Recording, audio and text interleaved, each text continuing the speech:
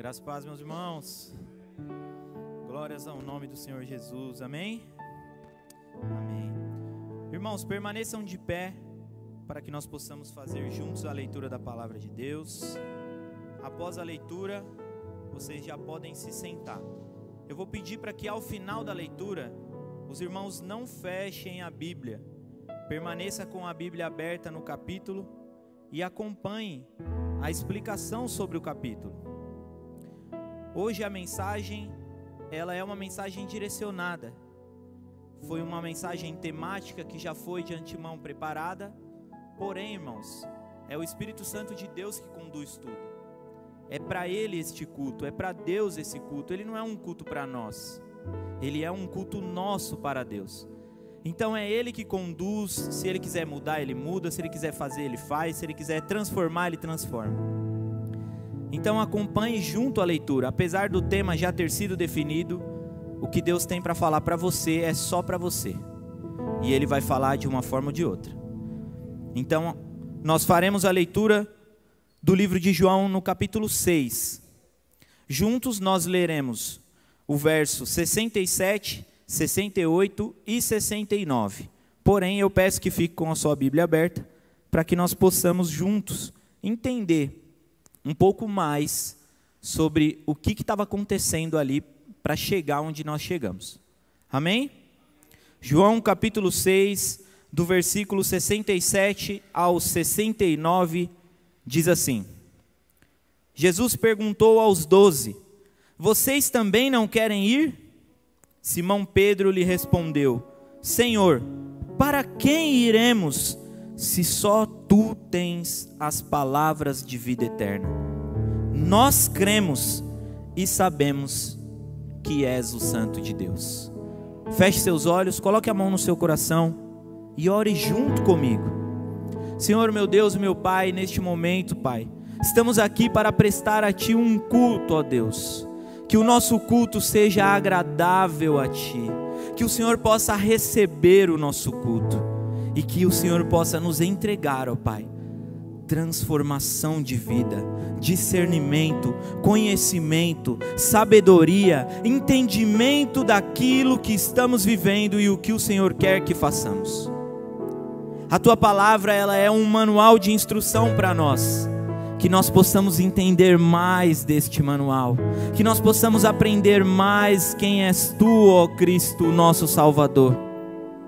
Jesus, derrama da presença manifesta do Teu Santo Espírito em nós, para que nós possamos transbordar da Tua graça. Pai, que a Tua graça caia sobre a minha vida como um instrumento, como um canal, e chegue, ó Pai, na vida dos nossos irmãos, na vida dos meus irmãos, da vida daqueles que aqui estão, que estão em casa, que estão em qualquer lugar, ouvindo e prestando atenção na mensagem Tua, ó Cristo, que eles possam ser alcançados por essa graça, pois a mensagem é Sua, a obra é Sua, a graça é Sua, e o milagre e a honra é todo Seu.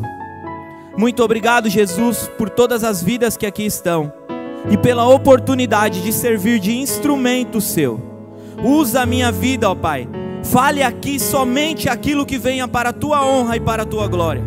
Nada do que seja dito ou feito aqui esta noite seja da minha vontade ou de qualquer outro homem, mas que seja tudo da Tua vontade e para a Tua glória, em nome de Jesus, amém.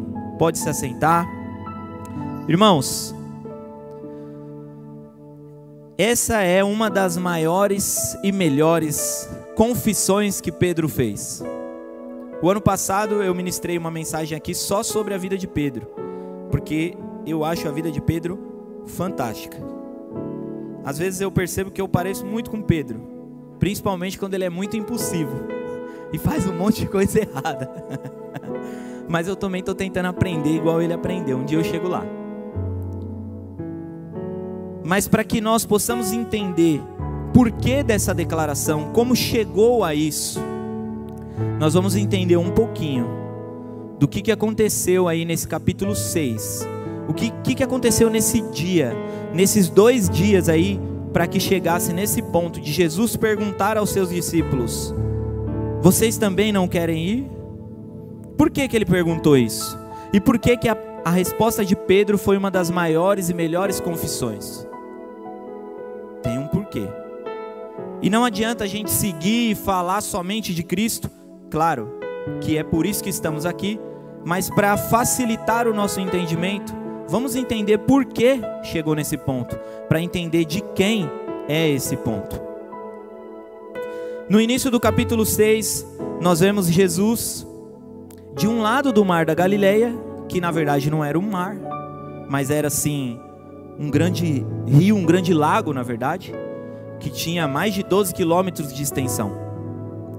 Jesus estava em um dos lados, chama os seus discípulos para perto dele, e ao olhar vê uma multidão vindo em sua direção. Naquele momento, ele põe à prova um de seus discípulos, chama Filipe e pergunta para ele assim: ei, como a gente vai fazer para alimentar essa multidão? Mas a Bíblia diz que Jesus já sabia da resposta, ele quis apenas provar. Muitas vezes Jesus ele já sabe da resposta, mas ele nos prova. A prova aqui foi meramente uma prova para testar o entendimento, o estado e a fé que Filipe tinha. Muitas vezes Jesus nos prova para tentar entender em que estado estamos, em que estado, em que grau a nossa fé está. E muitas vezes não é porque Ele quer saber, porque irmãos, Ele já sabe, mas é para que nós possamos enxergar aquilo que está na nossa frente e nós não conseguimos ver. E a palavra diz que depois que Jesus pergunta isso, Filipe responde que não tem como vou alimentar uma multidão que tinha 5.000 homens, fora mulheres e crianças? Não tem dinheiro que dê para pagar tanto pão para essas pessoas.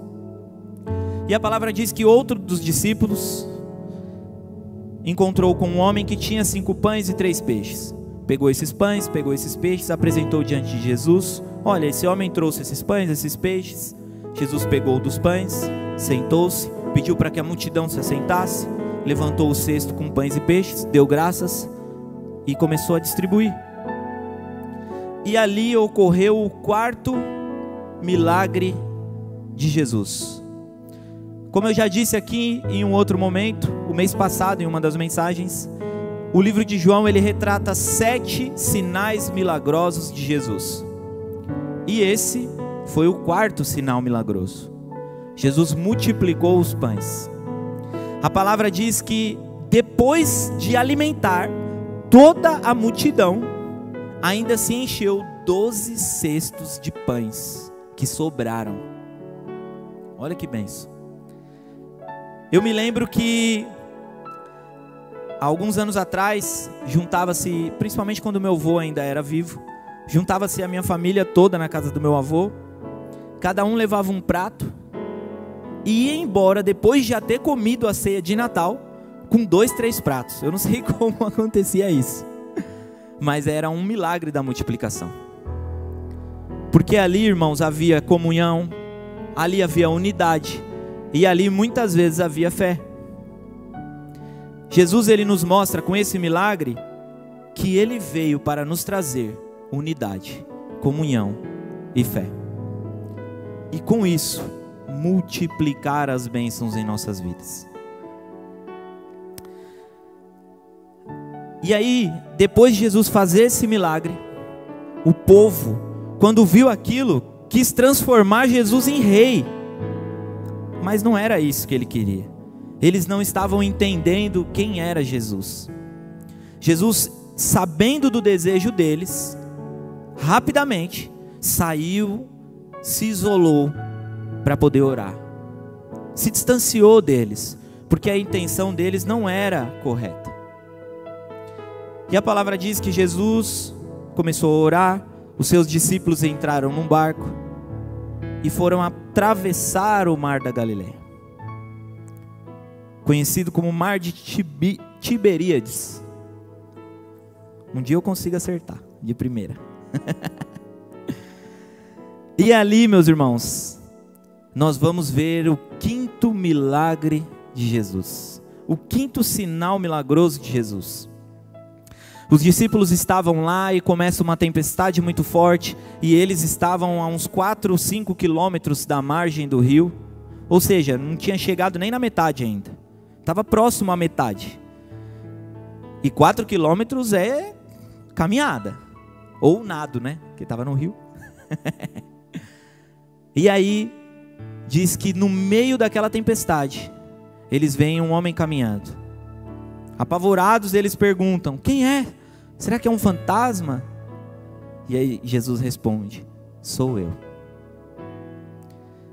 Aqui no livro de João não dá muitos detalhes dessa passagem, apenas que Jesus andou sobre as águas, depois adentrou no barco com eles e terminou a travessia.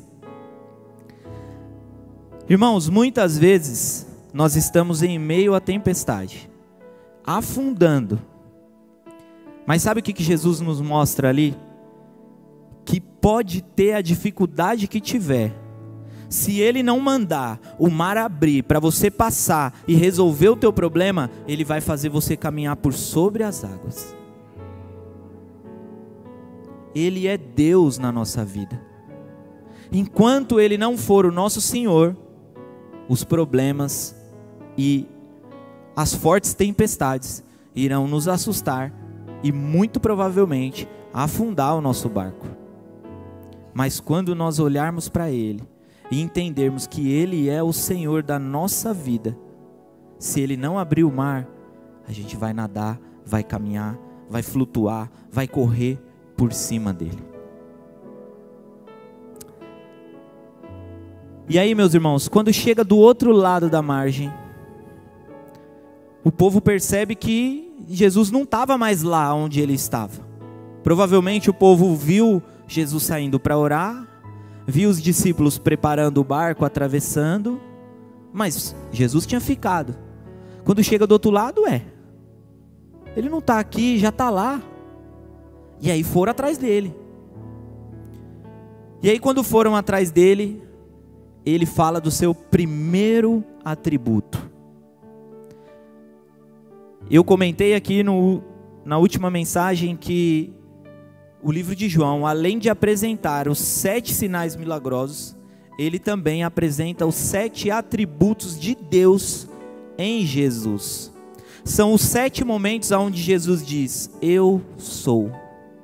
Este eu sou é o mesmo eu sou que Deus falou para Moisés. Quando alguém diz eu sou, ele abre uma possibilidade inimaginável. Ele deixa de se limitar, ele se torna alguém sem limites. Esse é o nosso Deus. E ali naquele momento, com o povo todo indo atrás dele, Jesus disse o seu primeiro eu sou do livro de João. Ele olhou para o povo, e o povo sedento atrás dele, buscando, e ele falou: vocês não me veem porque desejam a mim ou ao meu Pai. Vocês vêm atrás de mim porque desejam os milagres, porque estão com fome e quer comer do pão que eu fiz multiplicar. Mas eu sou o pão da vida. Aquele que se alimentar de mim jamais terá fome, jamais terá sede. É esse Jesus que nós viemos cultuar hoje aqui. É esse Jesus que olhou para nós, que olhou para os seus discípulos, que olhou para as pessoas que o seguiam e disse: ei, quando 2 ou mais se reunirem em meu nome, no meio deles eu estarei. Irmãos, eu posso até ser ruim de conta, mas aqui tem bem mais que 2. Só eu e a Camila aqui em cima já é 2. Jesus está aqui, meus irmãos. Às vezes você está aí e tocou aqui 2 louvores sensacionais. E o segundo louvor, ele é emocionante, pois ele fala que Cristo é vitorioso. Todos os reinados já foram, mas o trono dele permanece.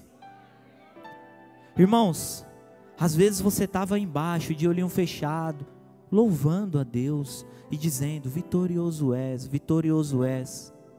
E o vitorioso está aí do seu lado.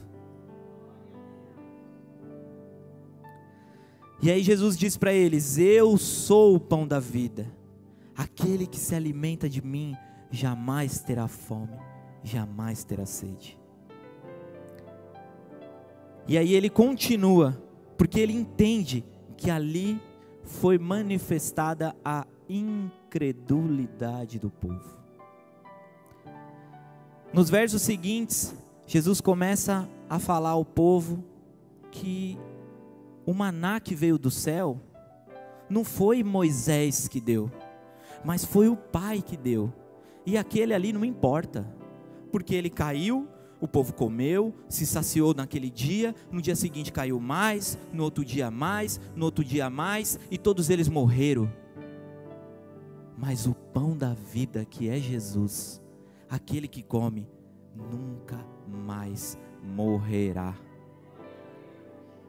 É esse Deus que está aqui hoje. Talvez você chegou aqui hoje pensando: nossa, eu vou lá para ver o que dá. Vou lá ver o que acontece. Às vezes você estava até com preguiça, falando: nossa, vou hoje, aí vou amanhã num evento de mulheres, aí vou domingo, vou isso, vou aquilo. Ah, estou cansado. Mas o incansável estava aqui te esperando antes de você chegar. Jesus já estava aqui. E irmãos, eu digo para vocês uma coisa. Muitas vezes eu sempre ouvi isso, principalmente no início da minha conversão: Jesus está aqui, Ele está te esperando, etc e tal. Que bênção. Mas esse mesmo Jesus que está aqui, está esperando, que quando a gente ouve isso, a gente glorifica. Esse mesmo Jesus, quando estava aqui na terra, antes da ressuscitação, Ele olhou para os discípulos e falou assim: é melhor que eu vá. Quando eu li isso a primeira vez, eu pensei: como assim é melhor que Ele vá? Nada é melhor que Ele. Mas Ele disse: é melhor que eu vá, porque eu sou Deus entre vocês. Mas se eu for, eu vou mandar alguém que vai ser Deus em vocês. Irmãos, não importa de onde você veio, aonde você estava, Deus já estava em você. O Espírito Santo Consolador permanece em nós. Deus já está em nós. Você está com dificuldade? Não espera chegar no culto, ouvir alguém dizer: ei, Jesus está aqui, para você falar: me ajuda. Não precisa. O Espírito Santo que intercede por nós já vive em nós. Ele ouve, vê e sente tudo o que você passa. Faça conhecido de Deus os seus anseios. Está ansioso, está com dificuldade, está triste? Ei, Senhor, me ajuda, eu não sei o que fazer. Ele já te deu o que fazer. Faça. Deus vive em você. Ele está dentro de você. Esse é o nosso Consolador. Ele não é o primeiro. Jesus era um Consolador. No entanto que quando ele diz: eu vou para que eu mandar outro Consolador. Jesus é o nosso Consolador. Mas todos os seus consolos foram escritos na palavra de Deus. Já está aqui. Se o seu Consolador que está aí dentro você não consegue ouvir, então lê, porque Jesus, que era o primeiro Consolador, já deixou todos os conselhos para nós. Todos os conselhos que você precisa já estão aqui. E você ainda tem alguém que caminha com você aonde você for, que é Deus, que ouve você, que vê o que você vê, que sente o que você sente, que passa tudo o que você passa com você, e ainda te consola, se você der lugar e ouvir. E aí, meus irmãos, Jesus disse o discurso mais pesado da Bíblia. Quando ele identificou a incredulidade do povo, ele falou: ei, olha aqui para mim, escuta bem, aquele que não comer da minha carne e não beber do meu sangue, não tem parte comigo. Irmãos, para o judeu, comer da carne era algo estrondoso, doía quando batia no ouvido. Sabe por quê?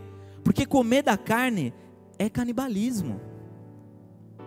E os judeus, principalmente os fariseus, eles eram muito literais. As maiores seitas que tinham lá na época eram seitas muito literais. Então alguém dizer, ei, você tem que comer da minha carne, eles já imaginavam dando uma mordidona no braço dele. Imagina se ali alguém falasse agora e dá uma mordida na canela de Jesus. Que maluco que ia ser, né? Misericórdia, perdão, Senhor. Irmãos, mas para o judeu, isso era uma loucura. Era uma loucura. Eles não viam isso com bons olhos. E para piorar mais ainda o discurso, Jesus ainda fala de beber o sangue. Só que lá em Deuteronômio, Deus já disse assim, ó, ei meu povo, olha aqui. Os animais vocês podem comer, mas nunca, jamais beba do sangue. Porque sangue é vida. E só Deus dá a vida. Não entenda errado, viu? Testemunho de Jeová. Pode doar sangue sim. Mas não vai beber sangue, né? Ninguém é vampiro. Ai, quando eu sair na rua eu vou apanhar dos testemunhos de Jeová. Meus irmãos, para os judeus era um pecado falar disso. Literalmente falando. Então quando eles olhavam Jesus falando daquilo, eles pensaram, ele ficou louco. Ele ficou doido. Ele quer que coma partes dele. E ainda bebe o sangue dele. Mas Deus proíbe. Deus proíbe. Mas sabe qual que é o ponto principal daqui? É que eles não entenderam quem era Jesus. Irmãos, enquanto nós não entendermos quem é Jesus, tudo que ele falar não vai fazer sentido algum. Vai parecer maluquice, vai parecer estranho, vai parecer pecado, vai parecer errado. Eu ouvi uma frase recentemente, depois eu fui até estudar para ver se fazia sentido, e fez. Glória a Deus. Eu vi uma frase que dizia assim, Deus ele não nos dá escolhas no plural. Deus não nos dá escolhas. Ele nos dá uma decisão. Eu falei, mas é a mesma coisa. Eu falei, esse cara é doido, né? Aí eu fui pesquisar, não é a mesma coisa. Eu é que era doido mesmo. Escolhas, vou até ler que eu deixei até o dicionário aberto aqui.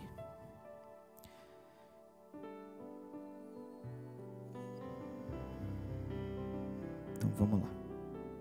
Irmãos, olha a diferença. Escolhas, preferência que se dá a alguma coisa. Isso é escolha. Preferência. Agora olha o que é decisão. Determinação. Ato ou efeito de determinar. Resolução tomada após juízo, sentença.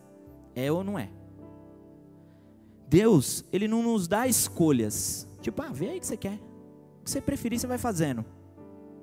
Porque se assim fosse, eu abriria a Bíblia, iria ler uma parte, aí tá lá, carregue a sua cruz, eu ia falar, isso eu não quero não. Aí eu vou lá no outro e leio, o Senhor é meu pastor, nada me faltará. Eu, glória, essa eu quero. Mas não é assim que funciona. Nós não temos escolhas, nós temos uma decisão. Ou eu entendo tudo isso aqui como 100% verdadeiro, ou 100% falso. Não tem meio termo. Jesus lá em Apocalipse, quando ele olha para uma das 7 igrejas da Ásia, ele diz assim, conheço as tuas obras. Eis que não és quente, nem frio. Mas porque és morno, eu estou a ponto de vomitar-te. Irmãos, não existe morno com Deus. Não existe mais ou menos. Não existe uma parte da Bíblia eu gosto, a outra eu deixo para alguém aí que quer ler. Ou tudo é verdade, ou tudo é mentira. Ou eu estou com Deus, ou eu estou contra. Ou eu sou transformado pelo Espírito, ou eu sou uma obra da carne. Não tem meio termo. Mas quando eles olharam para Jesus, eles viram meio termo. Ah, ele faz uns milagres da hora aí, eu vou seguir enquanto ele fizer. Mas quando ele falar umas doideiras, eu vou sair fora. Era isso que eles estavam fazendo. E aí eles começam a sair. Não foi uma debandada instantânea. Puf. A palavra diz que continuamente eles começaram a o deixar. E foram indo embora. Porque não conseguiam entender o que ele estava falando. Sabe por que eles não entendiam? Eu vou dizer por que eles não entendiam. O livro de João fala de 7 sinais milagrosos. Todo sinal antevém aquilo que é o prenúncio. Prenuncia aquilo que está por vir. Aponta para o que é realmente importante. Isso é um sinal. O sinal aponta para o que é importante. Mas pensa assim, Jesus parava lá, e aí alguém lá apontava para Jesus. Mas eles olhavam para o dedo, para a mão, ou para quem estava apontando, mas não para quem era apontado. É isso que eles estavam fazendo. Em momento algum eles olharam para quem o milagre apontava. Em momento algum, quando eles estudaram a Torá, eles entenderam que a Torá toda aponta para Jesus. Em momento algum, quando eles leram os profetas, eles entenderam que os profetas anunciaram a Jesus. Em momento algum, quando eles entenderam o que Moisés escreveu no Pentateuco, eles não entenderam que todo o Pentateuco aponta para Jesus. Jesus. Ele é a consumação da ação divina aqui na terra. Jesus. É Ele que veio para nos salvar. Ele é a consumação do plano. Ele é o Salvador. Ele é o Redentor. Ele é a expiação completa. Jesus. Mas eles não viram Jesus. Eles olharam para o que Ele estava fazendo. Muitas vezes a gente vem ao culto e espera que aconteça algo, que a gente veja algo. Irmãos, eu estou falando a gente porque por muitas e muitas vezes eu cheguei aqui na igreja e disse assim: Senhor, faz um milagre aí só para eu ver, ficar, sabe, ficar cheio. Loucura, loucura, imaturidade, bobagem. Eu não fazia por mal, mas era imaturidade. Eu não entendi para quem a Bíblia está apontando o tempo inteiro. Jesus. Jesus. Jesus. E enquanto eu não conhecer Jesus, nada do que Ele fizer vai fazer sentido para mim. E foi o que aconteceu com aqueles homens. Nada fazia sentido do que Ele estava falando. E aí todos eles foram embora. E aí Jesus viu aquilo. Irmãos, Jesus era homem, 100% homem, 100% Deus. Olha os teólogos doidos. 100% homem, 100% Deus. Então naquele momento, com certeza ele se entristeceu. Com certeza. Ele falando do milagre. Ele estava falando da coisa mais importante, que é a salvação. Esse é o maior milagre que a gente pode ver. Meu, se você comer da minha carne, beber do meu sangue, nunca mais terá fome. Aí os caras, ixi, olha, doidão. Irmãos, é claro que ele ficou triste. E aí ele vendo todo mundo indo embora, indo embora, indo embora. Imagina você aqui em cima pregando, entendendo que aquilo é a vontade do Pai. Sabendo que aquele que aceitar aquilo que você está falando vai ser transformado pelo Espírito, vai ter a vida salva. Você tem amor por vidas. Jesus tinha amor por vidas. Ele sabia que só dessa forma eles poderiam ser salvos. Ele é o único caminho. É só Jesus que salva. Ele sabia disso. E aí ele começou a falar disso e o povo foi embora. Imagina você aqui no púlpito falando: ei, você está morrendo, cara, vem, Jesus vai te salvar. E o pessoal indo embora. É claro que você vai se entristecer. Jesus se entristeceu. Aí ele olhou para os caras que estavam ali atrás quietinho, vendo todo mundo indo embora, e falou: ei, vocês vão embora também? Se fosse eu, já dava um tapa assim, ó, vai embora também, condenado. Ainda bem que não era eu. E aí Jesus pergunta: vocês vão embora também? E aí vem. Eu não vou dizer a maior confissão de Pedro, porque quando Pedro fala, tu és o Cristo, filho do Deus vivo, o coração até vibra, né? Mas foi uma das maiores. Ele olhou e disse: Senhor, para quem iremos? Para quem iremos, se só tu tens as palavras de vida eterna? Irmãos, só Jesus tem as palavras de vida eterna. Nós cremos e sabemos que és o Santo de Deus. Jesus é o Santo de Deus. Jesus é aquele que morreu por nós para nos salvar, mesmo sendo quem nós somos. Vou fazer uma propaganda aqui, pode? Brincadeira, já tem um tempo que eu não escrevo, né? Mas, irmãos, eu tenho um blog. E às vezes eu escrevo alguns textos lá. Já tem um tempo que eu não escrevo. Eu estou meio sem tempo. Mas eu vou voltar um dia, se Deus quiser. E eu escrevi um texto lá, onde falava assim: falaram mal de você, mas eles sabem que você é pior que isso. E o texto, ele fala assim, que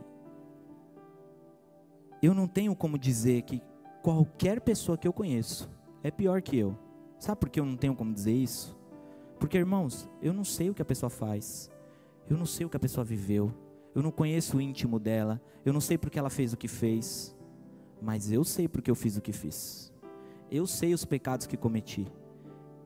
Eu sei o quão ruim eu sou. Eu sei o quanto eu necessito de Deus. E eu sei que só o sacrifício de Cristo na cruz é capaz de me salvar. Uma vez que eu sei isso, eu não posso... Ai, meu Deus, ele me xingou. Cara, eu sou pior que isso. Eu sou pior que isso. Sabe por quê? Porque Jesus morreu por mim numa cruz, mesmo sabendo que eu iria errar. E eu sei disso. E eu fui lá e errei. E mesmo assim, a graça dele é suficiente para mim. Eu costumo dizer, irmãos, que a graça, ela é de graça, mas ela não é barata. Muitas vezes a gente trata da graça como se ela fosse barata, como se ela não tivesse valor. Mas ela tem o maior valor de qualquer coisa que possa existir na sua vida. Então, se ela tem o maior valor de qualquer coisa que possa existir na sua vida, por que você não está dando esse devido valor a ela? Eu vi um vídeo recentemente onde uma menina perguntava assim: se eu te der R$1 milhão, você vai ficar feliz? A pessoa falou: claro. E se eu te der 100 milhões? O cara falou: meu Deus, eu quero. Só que você vai morrer hoje. Ah não, então eu não quero mais. Pô, mas é 100 milhões. Ah, mas eu vou morrer, eu não quero mais. Pô, então tua vida vale mais que 100 milhões, certo? E por que você age como se fosse nada? Porque você nem se importa. Porque você não se importa. Se nós não podemos nos salvar, e só Jesus pode, e eu ainda não entreguei minha vida a Ele, eu não se importo com a minha vida. Ela não vale nada para mim.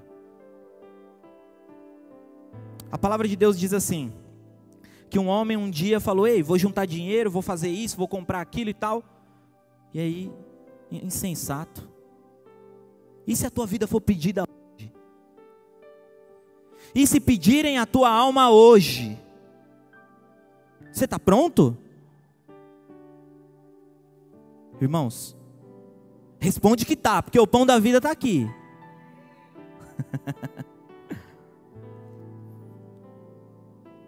E aí, meus irmãos, já falei demais. Para finalizar, eu gostaria de ler com os irmãos para fortalecer o entendimento da declaração de Pedro. Eu gostaria de ler com os irmãos Colossenses, capítulo 1. Nós vamos ler do 21 ao 23 e depois do 26 ao 27. Colossenses 1, do 21 ao 23 diz assim: Antes vocês estavam separados de Deus, e em suas mentes eram inimigos por causa do mau procedimento de vocês. Mas agora, Ele, Jesus, os reconciliou pelo corpo físico de Cristo, mediante a morte, para apresentá-los diante dele, santos, inculpáveis e livres de qualquer acusação, desde que continuem alicerçados e firmes na fé, sem se afastarem da esperança do Evangelho, que vocês ouviram e que tem sido proclamado a todos os que estão debaixo do céu. Esse é o Evangelho do qual eu, Paulo, me tornei ministro. Irmãos, Paulo está dizendo assim, ei, na sua mente você é inimigo de Deus. Sabe por quê? Porque a nossa mente, ela nos engana. Às vezes a gente cai em um pecado, cai em uma falha e pensa, putz, estou muito distante de Deus, eu sou inimigo de Deus, não tenho mais chance. Tá maluco? Jesus morreu por você. Como não tem mais chance? Como não? E aí Paulo olha e fala, na mente de vocês, vocês são inimigo de Deus, mas Deus os reconciliou mediante ao sacrifício físico de Cristo, ou seja, a morte na cruz, para que nele, por ele e para ele, vocês sejam salvos, santos, inculpáveis e irrepreensíveis diante de Deus. Irmãos, vocês querem olhar para Deus e se sentir santo, inculpável, irrepreensível? Isso só é possível se Jesus estiver na sua vida. Mas Paulo é fantástico. Ele já diz o que você tem que fazer. Ele diz assim: desde que continuem alicerçados e firmes na fé. E ele não para aí. Sem se afastar da esperança do Evangelho. O nome do culto, o tema do culto é Have Hope. Tenha esperança. Mas eu digo para você, sabe quem é a esperança? Jesus. Jesus. Jesus é a esperança. Ele é a esperança. Tenha Jesus na sua vida. Essa é a esperança do Evangelho. Porque todo o Evangelho fala dele e diz que você precisa dele, e ele já te deu o que você precisa. Ele é a nossa esperança. Irmãos, tenha esperança. Jesus é a nossa esperança. E lá no verso 26, ainda é Colossenses 1, ele diz: o mistério que esteve oculto durante épocas e gerações, mas que agora foi manifestado aos seus santos, a ele quis Deus dar a conhecer entre os gentios, nós, a gloriosa riqueza desse mistério. Que mistério? Que é Cristo em vocês. Que é Cristo em vocês, a esperança da glória de Deus. Cristo habita em nós. Ele é a nossa esperança. Ele é a esperança da glória de Deus em nós. É por isso que quando ele diz assim para os discípulos: ei, vocês também não vão? E Pedro fala: para onde?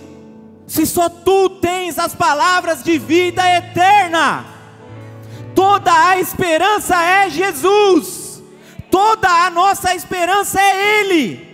Toda a nossa esperança está nele, vem dele e volta para Ele. É esse, o Salvador, é o sacrifício vicário para a vida toda. Uma vez que você entende que Ele é o seu suficiente Salvador, implica, alicerça, fica firme na fé nele, entendendo que Ele é quem te salva, Ele é a sua esperança. Jesus é a nossa esperança. Então, meus irmãos, eu peço para que nesse momento, entendendo quem é a sua esperança, aonde você estiver, você vai se colocar de pé, seja aqui na igreja, seja em casa, não importa, aonde você estiver, coloque-se de pé. Coloque-se de pé, meu irmão, coloque-se de pé. A esperança está aqui, a esperança está aí, a esperança está onde você necessitar dela. A esperança está onde você estiver. A esperança te alcança onde você estiver. Alan, mas eu vivo no fundo do poço. Não importa, a esperança te busca no fundo do poço. A esperança vai te buscar onde você estiver, seja perto ou seja longe. Não há distância para um Deus que vê tudo, faz tudo, vence tudo, tem todo o poder, porque é esse Deus, o Deus da esperança. Jesus disse: você tem fome, meu filho? Você tem sede? Eu sou o pão da vida. Você está no escuro, você precisa de ajuda, precisa de direção? Eu sou a luz do mundo. Você não sabe para onde ir, você está perdido, você está liberto, você está na libertinagem, você está sei lá onde, não importa, passa pela porta, porque Ele é a porta. Ele olhou para o povo e disse: você não tem direção, você não tem orientação, eu sou o bom pastor. Meu filho, está perdido, alguém da sua família morreu, alguém foi para o Senhor, alguém se distanciou, alguém está desenganado de morte. Eu sou a ressurreição e a vida, aquele que crê em mim jamais morrerá. Você não sabe para onde ir, você não sabe onde pisar, você não enxerga o caminho, olha para Jesus: eu sou o caminho. Eu sou o caminho, a verdade e a vida. Se você não entendeu ainda, olha para Ele, caminha por Ele, anda nele, entra nele, vive com Ele, se alimenta dele, entenda que Ele é tudo na sua vida. E agora, não para por aí, mas para fechar, entenda que assim como Ele te alcançou e te salvou, faça com que outros sejam alcançados e salvos. Se liga nele, porque quem é ligado na videira, frutifica. Ele disse: eu sou a videira. Jesus é o nosso Salvador. Irmãos, não sei aonde você está, não sei o que você está vivendo, mas Deus sabe. Então, nesse momento eu vou orar e você vai orar junto comigo. E a sua oração vai ser: Senhor, conheça as minhas ansiedades, entenda quem eu sou. Senhor, me diga que eu sou o teu filho, eu quero ouvir a tua voz. Neste momento, ó Pai, eu entrego a Ti a minha vida, porque Tu és a esperança de vida para mim. Ora com Ele. Ora com Ele, fala com Ele, Ele está aqui, Ele está aí, Ele está onde necessitar. Ele é a minha, a sua, a nossa esperança. Senhor, meu Deus e meu Pai, eu oro agora neste momento, ó Pai, e eu peço para que o Senhor alcance essas vidas, aonde quer que ela esteja, alcance as vidas, aonde necessitar de ser alcançada, porque Tu és o pastor, Tu és o pastor que nos guia, o pastor que nos orienta. Então continue a nos orientar, a orientação que vem por meio da palavra. Pai, Tu és o pão da vida. Muitos dos Teus filhos estão morrendo de fome, estão morrendo de sede. Faça com que eles olhem para Ti, se alimentem de Ti e nunca voltem a ter fome ou sede. Talvez você que está orando aí, você está dizendo assim: mas eu me sinto vazio, eu me sinto vazio, é um vazio que eu não sei explicar. Meu filho, Deus está te enchendo agora. É Ele que te enche, é dele que você precisa estar cheio, é Ele que irá te preencher. Senhor, entra onde tiver que entrar, preenche os Teus filhos, enche eles da Tua presença, e que o Teu Santo Espírito converta o coração.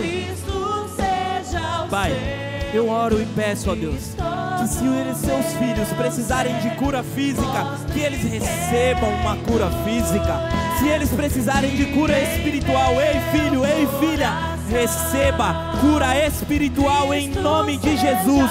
Não porque alguém disse, mas porque Ele é o Deus Todo-Poderoso, e é nele, por Ele e para Ele que vem todas as coisas, e é dele que você recebe a cura. Então receba a cura da alma, receba a cura do espírito.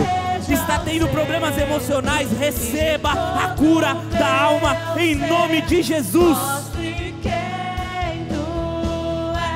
Mude de vida, meu filho, minha filha, mude de vida.